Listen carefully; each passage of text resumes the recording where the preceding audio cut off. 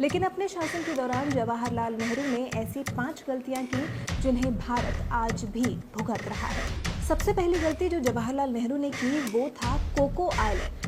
साल 1950 तक cocoa island Bharat का हिस्सा था, जो कोलकाता से मात्र 900 किलोमीटर की दूरी पर था।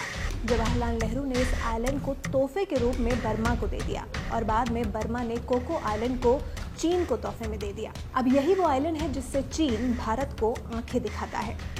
दूसरी गलती जो जवाहरलाल नेहरू ने की वो थी भारत और नेपाल का विलय न करना।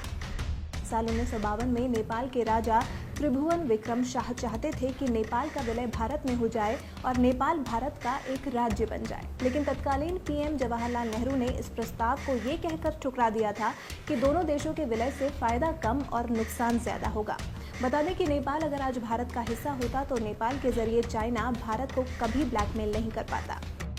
तीसरी सबसे बड़ी गलती जो जवाहरलाल नेहरू ने की थी वो थी अमेरिका की तरफ से भारत को यूएन का सदस्य बनाने के प्रस्ताव को ठुकरा देना। जी हाँ, साल 1953 में अमेरिका ने भारत को यूएन का स्थायी सदस्य बनाने का प्रस्ताव दिया था, लेकिन जवाहरलाल नेहरू ने अमेरिका के इस प्रस्ताव को ठुकरा दिया और चीन को यूएन का सदस्य बनाने की वकालत की थी।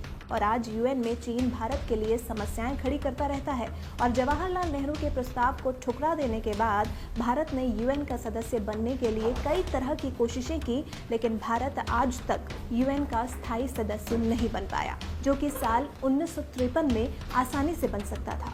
जवाहरलाल नेहरू की चौथी बड़ी गलती जिसे भारत आज भी भुगत रहा है वो थी पंचशील समझौता। 1953 में जब चीन ने तिब्बत पर जबरन कब्जा किया था, उस समय नेहरू चीन से दोस्ती के लिए बहुत ज्यादा उत्सुक थे। नेहरू ने चीन के साथ पंचशील समझौता किया और इस समझौते के साथ ही भारत ने तिब्बत को चीन का हिस्सा मान लिया था।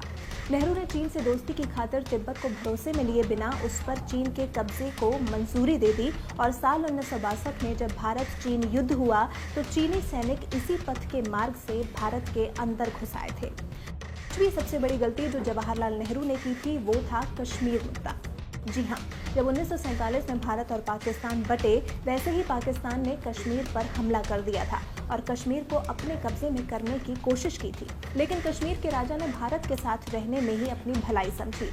पाकिस्तान को ये बात नागवार गुजरी, जिसके बाद भारत और पाकिस्तान के बीच युद्ध हुआ। युद्ध में भारत ने पाकिस्तान को हरा दिया, लेकिन नेहरू ने ये ऐलान कर दिया कि कश्मीर की इस समस्या का फैसला यूएन में होगा, जिसके बाद आज तक इसका फैसला नहीं हो पाया और आज भी कश्मीर समस्या को भारत झेल रहा है और नेहरू की सबसे बड़ी गलती को